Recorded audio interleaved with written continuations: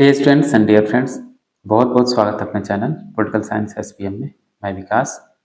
प्यारे साथियों, आइए आज हम लोग पीजीटी पॉलिटिकल साइंस के लिए मॉडल पेपर नंबर 3 को सॉल्व कर रहे हैं। इसमें 100 एमसीक्यूज हैं, ठीक। और ये एकदम बेसिक क्वेश्चन है, ज़्यादा ना तो इजी है ना ही ज़्यादा टफ है, थोड़ा सा लेवल उससे करीब है। लेकिन मुझे जहाँ तक लगता है थोड़ा सा बेटर ये है कि इसमें आपका पूरा जो सिलेबस है वो इसमें रिवाइज हो जा रहा है आपका, ठीक। और इससे पहले हम लोग 5 ऑप्शन वाले भी मॉडल पेपर को सॉल्व कर रहे हैं। और आप खासकर मैं आपसे रिक्वेस्ट कर रहा हूँ कि जीएस के सेक्शन पे भी आपको फोकस करना है। कम से कम 20 से 25 क्वेश्चन आप सही करें। इसमें टारगेट हो कि 24-25 आपका क्वेश्चन सही हो, ठीक। तभी आपका मतलब की सिलेक्शन होगा। चलिए आगे बढ़ते हैं। कम समय में ज़्यादा प्रश्नों को सॉल्व करने का टारगेट हम लोगों का।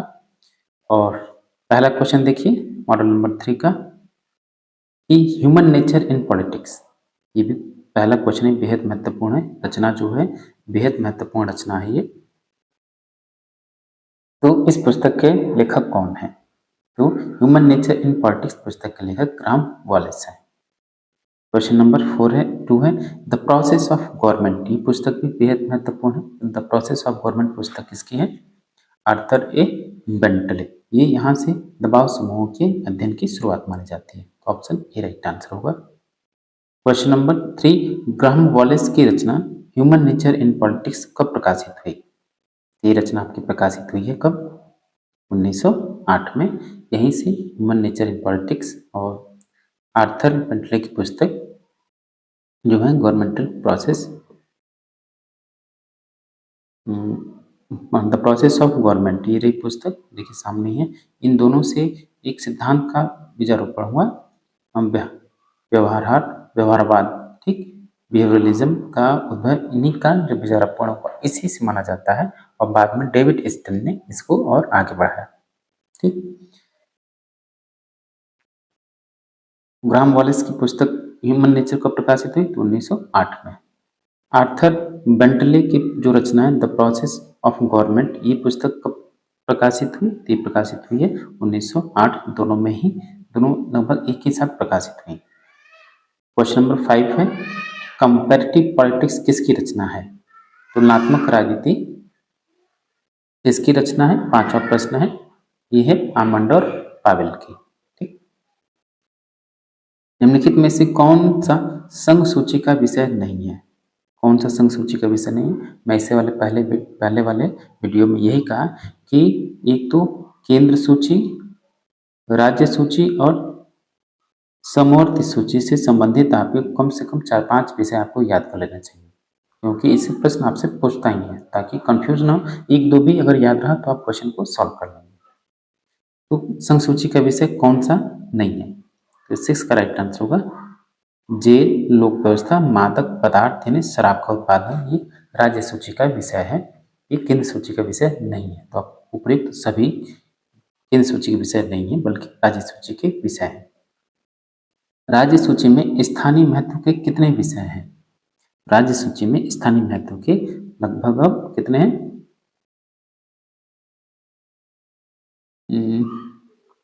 ये अब हो गए हैं 61।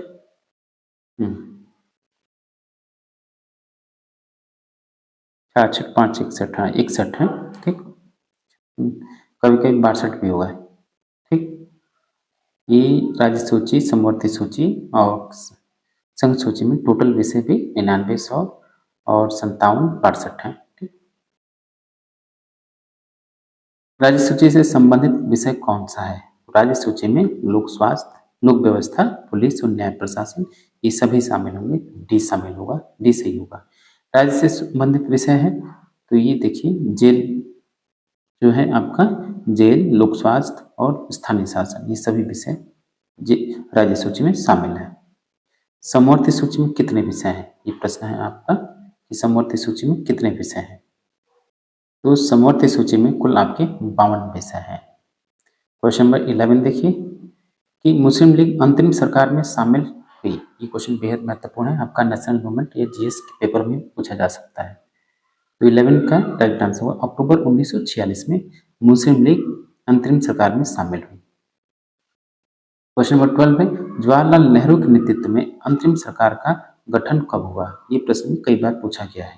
ठीक, तो कब हुआ अंतरिम सरकार का गठन? ये अंतरिम सरकार का गठन हुआ आपका सितंबर 1946 में। क्वेश्चन नंबर 13 संविधान सभा के किस प्रांत के प्रतिनिधि सर्वाधिक थे? तो स्वाभाविक है, जहां संख्या ज्यादा होगी वहां से प्रतिनिधि ज्यादा होंगे। ये संयुक्त प्रांत। ठीक, ऑप्शन बी। क्वेश्चन नंबर 14 कि संविधान सभा में किस देशी रियासत के प्रतिनिधि ने भाग नहीं लिया? जूनागढ़ कश्मीर के प्रतिनिधि और मैसूर के प्रतिनिधि ने तो भाग लिया, लेकिन हैदराबाद के प्रतिनिधि ने भाग नहीं लिया। तो ये राइट आंसर हुआ हैदराबाद। क्वेश्चन नंबर 15 कि पुनर्गठन के फलस्वरूप वर्ष 1947 में संविधान सभा के सदस्यों की संख्या कितनी रह गई? तो पुनर्गठन के बाद संविधान सभा के सदस्यों की संख्या 299 रह गई, मूल रूप से 389 थी।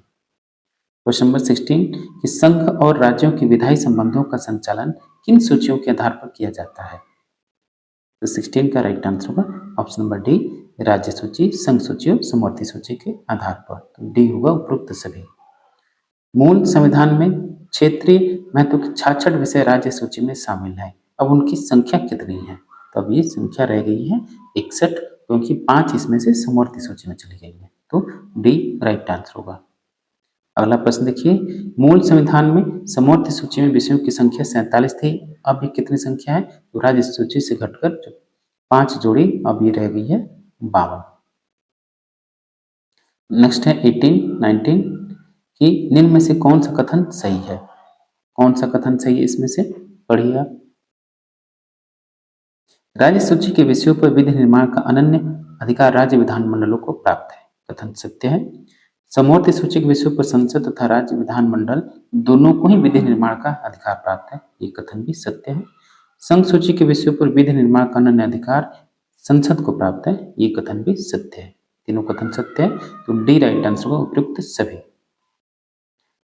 20वां प्रश्न देखिए कि जिन विषयों का उल्लेख तीनों सूचियों में नहीं है, अर्थात अवशिष्ट विषयों पर विधि निर्माण का अधिकार किसे प्राप्त है? यानी जिस विषय का उल्लेख न तो संघ सूची में है, न ही राज्य सूची और न ही समवर्ती सूची में, तो इसको बोलते हैं अवशिष्ट शक्तियां। तो जो अवशिष्ट शक्तियां हैं संघ सूची में है या संघ उस पर कानून बना सकता है, संघ के पास है यानी संसद के पास है, ये राइट आंसर होगा। एक और बात यहाँ नोट कर लीजिए कि जो संघ सूची का जो अवशिष्ट शक्तियां हैं आपकी खासकर अमेरिका में, वो राज्यों के पास है, ये प्रश्न भी आपसे पूछा जाता है। 21वां देखिए, 1974 में राष्ट्रपति का चुनाव किस राज्य की विधानसभा के भंग होने की स्थिति में भी हुआ था? तो 21 का राइट आंसर ऑप्शन बी, पश्चिम बंगाल। 22 वो राष्ट्रपति पद के चुनाव के दौरान यदि किसी राज्य की विधानसभा भंग होने की स्थिति में हो तो क्या राष्ट्रपति का चुनाव हो सकता है? बिल्कुल हो सकता है। ठीक, तो 22 का राइट आंसर होगा ऑप्शन नंबर ए, हाँ। 23 26 जनवरी 1950 से राष्ट्रपति पद के लिए प्रथम चुनाव होने तथा भारत का अंतिम राष्ट्रपति कौन था? अंतरिम बोलेंगे इसको, अंतिम नहीं, अंतरिम। 26 जनवरी 1950 से पहले राष्ट्रपति थे, लेकिन वो अंतरिम राष्ट्रपति थे। कौन थे? तो थे आपके doctor Rajendra Prasad. Question number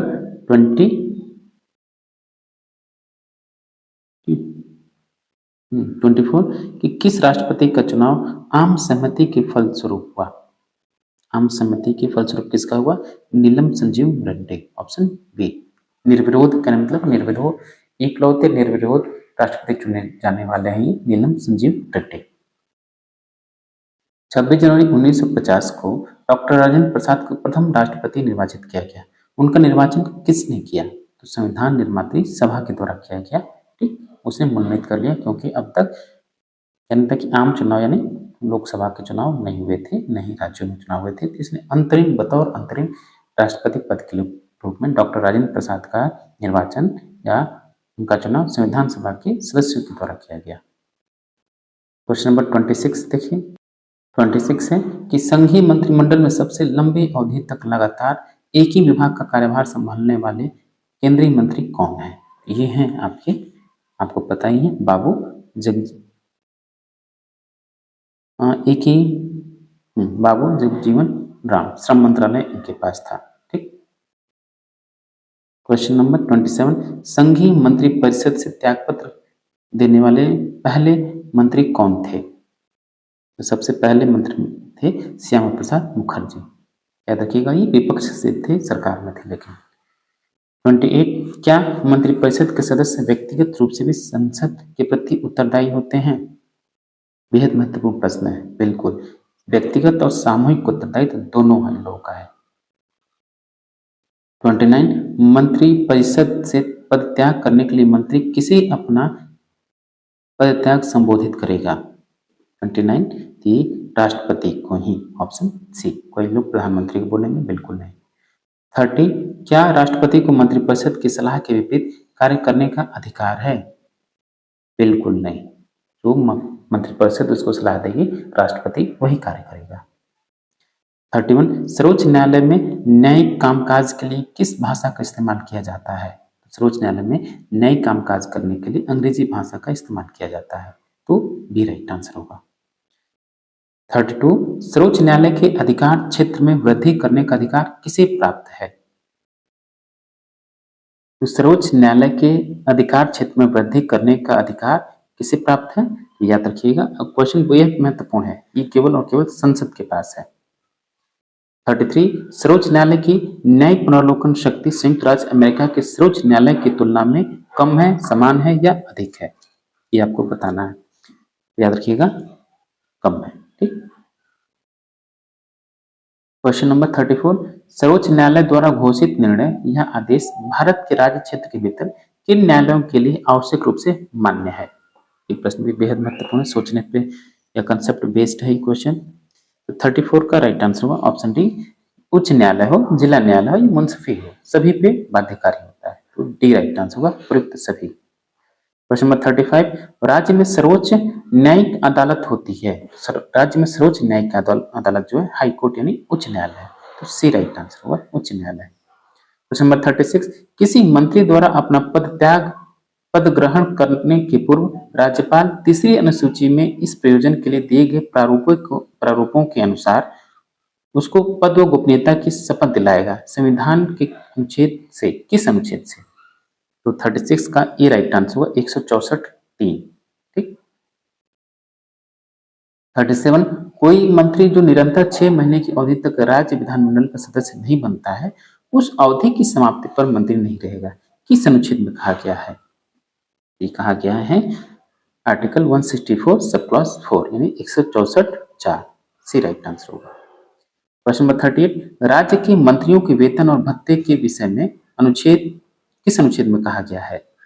ये कहा गया है आपका 165 में। नेक्स्ट क्वेश्चन है, संविधान के अनुच्छेद 164 किससे संबंधित है? तो अनुच्छेद 164 बेहद बेहद महत्वपूर्ण है आपका। ये संबंधित है मुख्यमंत्री की नियुक्ति से, मंत्रिपरिषद के सामूहिक रूप से विधानसभा के प्रति उत्तरदायी होने से, मंत्रियों के वेतन और भत्ते से। ठीक। तो डी राइट आंसर होगा, उपयुक्त सभी। क्वेश्चन नंबर 40 है, क्या राज्यसभा का कोई सदस्य किसी राज्य का मुख्यमंत्री नियुक्त किया जा सकता है? आप आंसर बताइए। बिल्कुल नहीं, कभी नहीं। सी राइट आंसर होगा, कभी नहीं। 41, 1977 के आम चुनाव में कांग्रेस को कितने स्थान प्राप्त हुए? 1977 के आम चुनाव में, जो कि बहुत बड़ी हार हुई इसकी, एक तरफा जनता पार्टी को बहुमत मिला। वो भी बहुमत नहीं कहेंगे, लेकिन विपक्ष को ज्यादा बहुमत मिला, इस वजह से मिलीजुली सरकार बनी। लेकिन कांग्रेस को बहुत नुकसान हुआ था, जिसका राइट आंसर होगा 154 सीट उसको मिली। कांग्रेस कार्यकारिणी की सदस्य संख्या कितनी होती है? CWC कांग्रेस वर्किंग कमेटी, इसकी सदस्य संख्या कितनी होती है? ऑप्शन देखिए।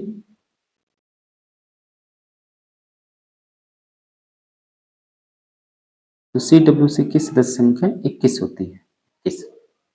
क्वेश्चन नंबर 43, कांग्रेस कार्यकारिणी में लोकसभा के कितने सदस्य होते हैं? देखिए पुराना सेट है, ये ऐसा मत समझिएगा आप लोग।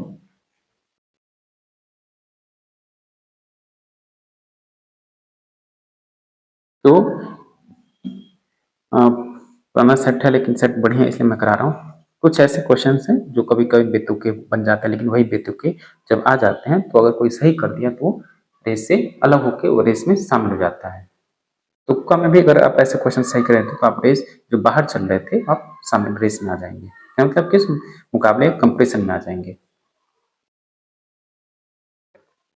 43 का राइट आंसर होगा ऑप्शन ए 15। कांग्रेस कार्यकारिणी में राज्यसभा से कितने सदस्य होते हैं? तो ये इसमें होंगे आपके 6 सदस्य, 15 6 21। ठीक, कांग्रेस की सदस्यता के लिए आवश्यक है 46। वह कौन सा राज्य है जहां जिला कलेक्टर को पंचायती राज से अलग रखा गया है? कौन सा राज्य? ऐसे क्वेश्चन कभी कभी पूछा जा सकता है। ये महाराष्ट्र है। महाराष्ट्र में पंचायती राज के निर्माण से संबंधित क्या है? महाराष्ट्र में पंचायती राज के निर्माण से कौन सी समिति संबंधित है? यह है आपकी नायक समिति। 48 गुजरात का पंचायती राज किस पर आधारित है? गुजरात का पंचायती राज जो है आपका राजस्थान और महाराष्ट्र के बीच का प्रारूप है। ठीक, क्वेश्चन 49 कि राजस्थान सरकार ने पंचायती राज अध्ययन दल का निर्माण किसकी अध्यक्षता में किया? राजस्थान सरकार ने पंचायती राज अध्ययन दल का निर्माण किसकी अध्यक्षता में किया? ये थे साधी कली समिति। ये कभी कभी पूछता है साधी कली समिति किससे संबंधित है? तो पंचायती राज से संबंधित है। 50 राजस्थान के पंचायती राज मॉडल में सर्वाधिक शक्तिशाली पद किसका रहा है? ये है आपका प्रधान का। परंपरागत राजनीति विज्ञान से संबंधित विद्वान विचारक हैं। परंपरागत राजनीति विज्ञान से संबंधित कौन से विचारक हैं? तो प्लेटो हुए, अरस्तु हुए। 52 कि राजनीति विज्ञान का आधुनिक उपागम कौन सा है? तो राजनीति विज्ञान का जो आधुनिक उपागम है वो है आपका व्यवहारवादी उपागम, यानी option number C right answer होगा। बाकी कानूनी, दार्शनिक, ऐतिहासिकवादी या संस्थावादी ये सभी परंपरागत उपागम है। 53 कि निम्नलिखित में से कौन आधुनिक राजनीतिक वैज्ञानिक है? प्लेटो, अरस्तु और क्रोधो ये सब परंपरागत हैं, लेकिन हेराल्ड लासवेल ये आधुनिक राजनीतिक वैज्ञानिक है। तो सी राइट आंसर होगा। शक्ति सिद्धांत के समर्थक हैं ये। 54 राजनीति विज्ञान किससे संबंधित है? तो राजनीति विज्ञान जो आपका संबंधित है वो किस राज्य, सरकार तथा मानव की क्रियाओं के अध्ययन से संबंधित है। तो बी ऑप्शन सही होगा। प्यारे साथियों, आपसे गुजारिश है, रिक्वेस्ट है, विनती है कि अगर अब तक आपने सब्सक्राइब नहीं किया चैनल को जरूर सब्सक्राइब कीजिए। ठीक, और वीडियो को लाइक कीजिए। और बीपीएससी पीजीटी पॉलिटिकल साइंस के लिए केवल 5 ऑप्शंस वाले प्रैक्टिस सेट चल रहा है, तो आप उसके लिए भी बने रह सकते हैं। हम लोग लगातार प्रयासरत हैं ताकि आपका सिलेक्शन हो सके। थोड़ा सा आप अगर ईमानदारी से मेहनत करेंगे तो टीआरई 3 में आपका सिलेक्शन होगा। अगर आप टीआरई 4 के भरोसे हैं तो आप मतलब कि वो छोड़ दें, क्योंकि टीआरई 4 में स्टेट के नए पास आउट लोग आएंगे और कंपटीशन और हाई होगा। ठीक, अभी जो सामने उसी को आप देखिए, उसी में कैसे भी करके आप सेलेक्ट हो जाइए, तभी ठीक रहेगा। पॉजिटिव रहेंगे, रोज प्रैक्टिस करेंगे, अपना काम करेंगे, 8-10 घंटा रोज पढ़ेंगे, तब तक आपका बिल्कुल हो जाएगा। पॉजिटिव रहने की जरूरत है, बस आप अपने ईमानदारी से काम कीजिए। 55 परंपरागत राजनीति विज्ञान के अध्ययन का प्रमुख प्रतिमान नहीं है। ठीक, तो 55 देखिए, परंपरागत राजनीति में का नहीं है, यानी आधुनिक व्यवस्था कौन सा है? तो आधुनिक व्यवस्था में राजनीतिक व्यवस्था है, राज्य संप्रभुता, कानून, परंपरागत राजनीति के अध्ययन के विषय है, ये प्रतिमान है, लेकिन राजनीतिक व्यवस्था आधुनिक राजनीति विज्ञान की देन है। 56 समाजवाद गिरगिट के अनुसार रंग बदलने वाला मंतव्य है, यह विचार है या अवधारणा है? यह विचार किसका है? और बेहद फेमस कोट है, बेहद महत्वपूर्ण कोट है, कभी नहीं भूलना है आपको। ये हुआ रैमजी म्यूर। उदारवादी सिद्धांत के जनक हैं, अभी हम आपको पता ही है, बेहद आसान सा प्रश्न है। उदारवादी यानी उदारवाद के जनक जॉन लॉक हुए, बी राइट आंसर होगा। क्वेश्चन नंबर 58 वह सरकार श्रेष्ठ है जो न्यूनतम शासन करती है, यह कथन किस विचारधारा से संबंधित है? ये हमकी जो विचारधारा है किससे संबंधित है? ये व्यक्तिवादी विचारधारा से संबंधित है, ये राइट आंसर होगा। क्वेश्चन नंबर 59 कौन सी विचारधारा राज्य को एक साध्य के रूप में नहीं स्वीकार करती है? राज्य को साधन कौन सा मानती है? राज्य को साध्य नहीं मानती। कौन सी विचारधारा है? तो है आपका व्यक्तिवादी विचारधारा। 9 उदारवादियों में उल्लेखनीय नाम है। 9 उदारवादियों में सबसे महत्वपूर्ण नाम कौन सा होगा? तो होंगे जोसेफ शुम्पीटर। क्वेश्चन नंबर 61, संप्रभु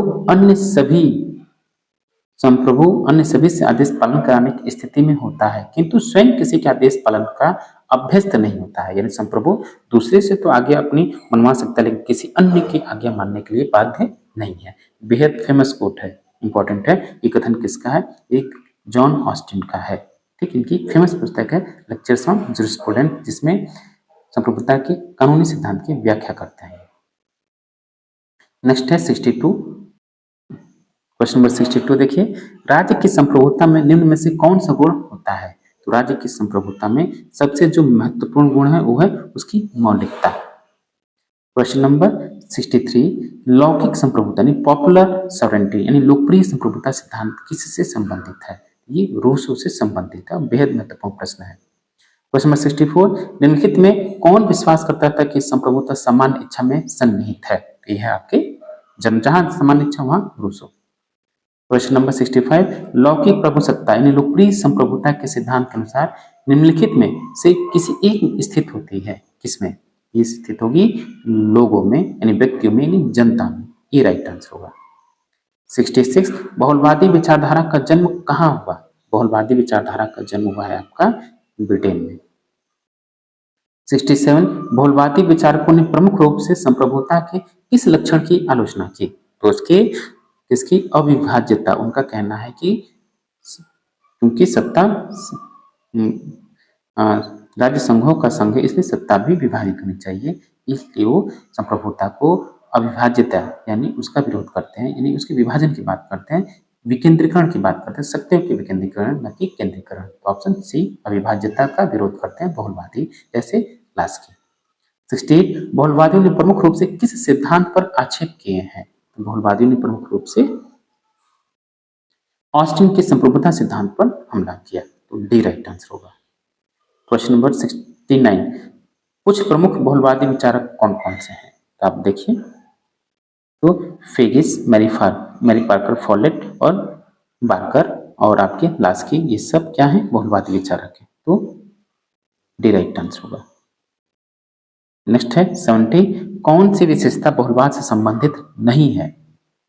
आपसे पूछना, संबंधित नहीं है, तो कानून संप्रभु की आज्ञा है। ठीक, ये नहीं है, तो ऑप्शन ए राइट आंसर होगा।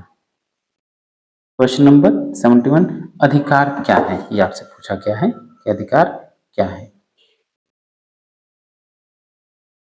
तो अधिकार क्या है? अधिकार सामाजिक जीवन की आवश्यकताएं हैं, व्यक्तित्व के विकास के लिए अति आवश्यक हैं और समाज के लिए उपयोगी कार्य करने के अवसर है। ठीक, तो डी होगा उपयुक्त सभी।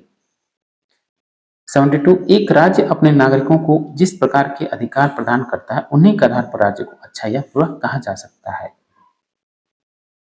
ये कोट भी बेहद महत्वपूर्ण है, थोड़ा सा इसको घुमा दिया गया है, ये इसका राइट आंसर हुआ लास्ट की।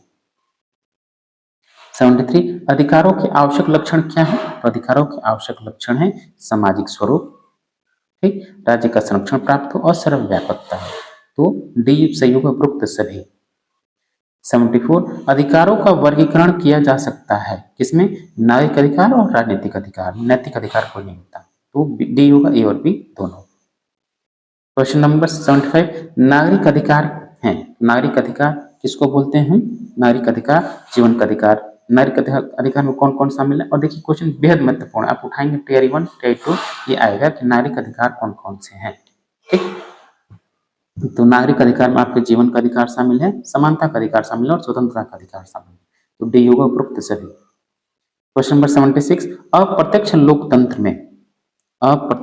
लोकतंत्र में क्या कि कार्यपालिका का निर्माण जनता प्रत्यक्ष या प्रत्यक्ष तौर पर स्वयं करती है, तो बी सही होगा।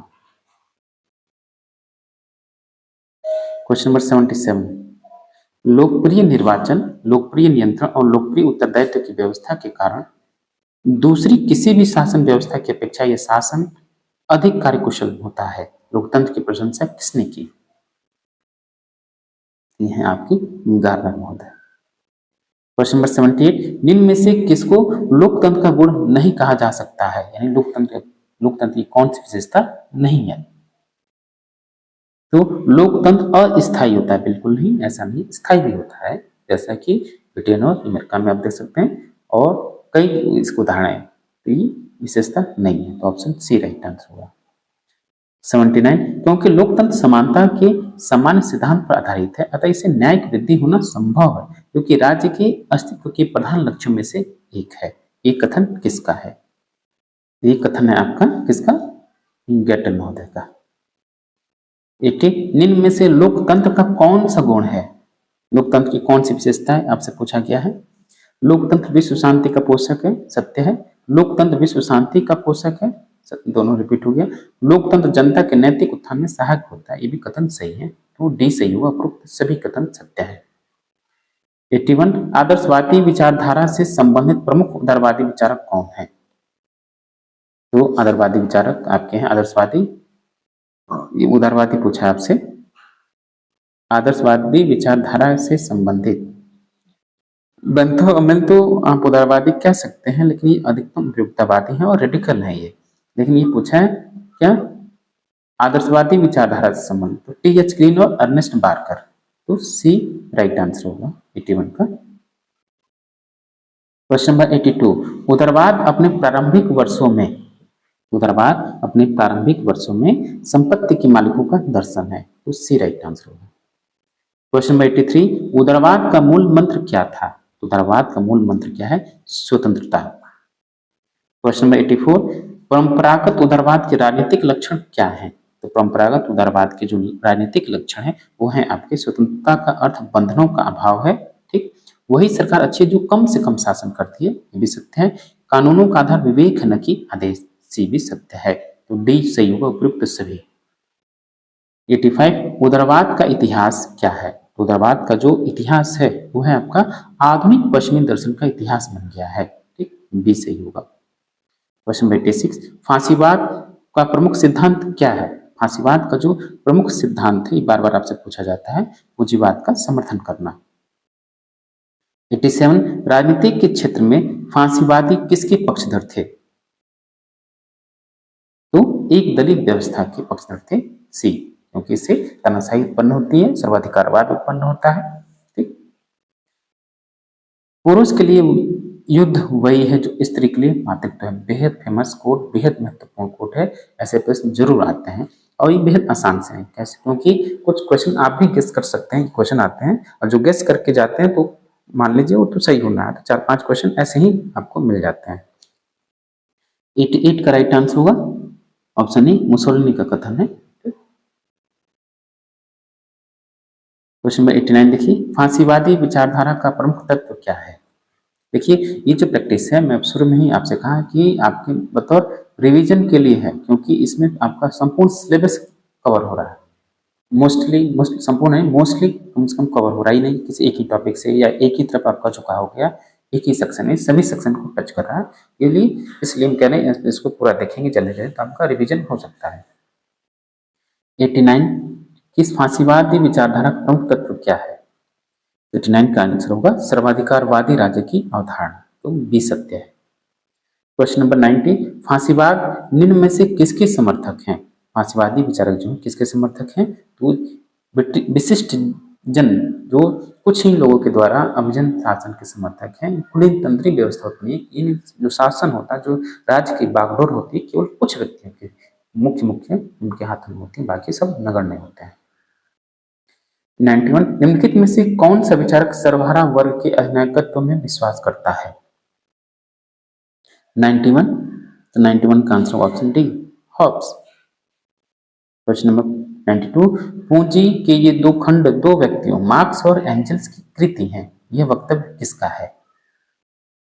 92 का राइट आंसर होगा ऑप्शन नंबर बी, स्टालिन।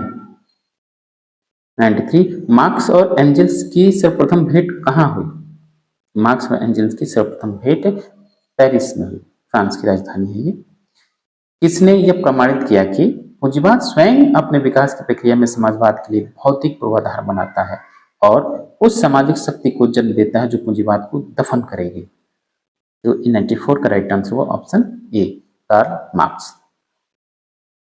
95 देखिए, मार्क्स और एंजल्स की पहली संयुक्त रचनाएं पुस्तक कौन सी है? तो मार्क्स और एंजल्स की जो पहली संयुक्त यानी एक साथ लिखी गई पुस्तक है होली फैमिली, ऑप्शन बी पवित्र परिवार। 96 1916 में गांधी जी ने साबरमती आश्रम की स्थापना निम्न स्थानों में से कहाँ की थी? साबरमती आश्रम की स्थापना गांधी जी ने 1916 में की, लेकिन कहाँ की? तो ये अहमदाबाद में, ए राइट आंसर होगा। क्वेश्चन नंबर 97 किसने घोषणा की कि 1920 में शुरू हुई यह लड़ाई अंतिम तक लड़ी जाएगी, चाहे इसकी अवधि 1 माह की हो या 1 वर्ष की, बहुत माह की हो या बहुत वर्षों की? ठीक, कौन सा कोट है, किसने कहा, किसके बारे में कहा, ये भी आपको बताना है। तो महात्मा गांधी ने असहयोग आंदोलन के बारे में कहा था, बी सही हुआ महात्मा गांधी। 98 सन 1927 में साइमन कमीशन के भारत आगमन के समय यह घटना नहीं घटी, यानी साइमन कमीशन जब भारत आया तो कौन सी घटना नहीं घटी? तो 1927 की बात है ये, तो 98 का राइट आंसर होगा। गांधी जी तथा पंडित नेहरू को लाठी की चोटें बिल्कुल नहीं, ये तो साइमन कमीशन के विरोध में संपूर्ण भारत में विरोध तो हुआ, बारदौली में आरंभ हुआ, सर्वदलीय समिति तो बनी संविधान के लिए, और जो विरोध किया गया खासतौर पे लाला लाजपत राय के द्वारा किया गया, उन्हीं के अंग्रेजों के चोटों से उनकी मृत्यु हो गई, लेकिन इसमें गांधी जी और नेहरू शामिल नहीं थे। ठीक, तो बी सही हुआ। 99 प्लीज दोस्तों आपसे रिक्वेस्ट है कि प्लीज आप जरूर चैनल को सब्सक्राइब करें, ठीक प्लीज, और वीडियो को जरूर लाइक करें और अपने दोस्तों में अधिक से अधिक शेयर भी करें। और आपके लिए हम लोग तमाम मॉडल पेपर जो भी अच्छा हो, जो भी बेटर कंटेंट हो, हम लोग आपके लिए अवेलेबल कराने का भरसक प्रयास कर रहे हैं। ठीक, चलिए 99 क्वेश्चन 99 देखिए, गांधी जी को किस वर्ष स्वास्थ्य के आधार पर कैद से रिहा किया गया था? 99 का आंसर होगा ऑप्शन डी 1924, जो कि असहयोग आंदोलन के दौरान जो उन्होंने जिम्मेदारी ली घटना की, इस वजह से उनको गिरफ्तार कर गया, लेकिन स्वास्थ्य कारणों से 1924 में इनको रिहा किया गया। 100 और लास्ट क्वेश्चन है कि महात्मा गांधी की हत्या कब हुई? बेहद बेहद मतलब कि एक अफसोस वाली घटना है ये। महात्मा गांधी की हत्या कब हुई? ये घटना 30 जनवरी 1948 को हुई, ऑप्शन बी सत्य है। तो डियर स्टूडेंट्स, ये था आपके लिए model paper BPSC PGT political science के लिए। आप इसको सॉल्व कर सकते हैं, स्पीड बढ़ा के देख सकते हैं जल्दी जल्दी, ताकि आपका समय बचत हो, और भी हम लोग लगातार आपके लिए प्रयासरत हैं। और कल हम लोग जो मैराथन वीडियो है पॉलिटिकल थ्योरी की, उसको देखेंगे। ठीक, चलिए, थैंक यू फॉर वॉचिंग, मिलते हैं आपसे नेक्स्ट वीडियो में।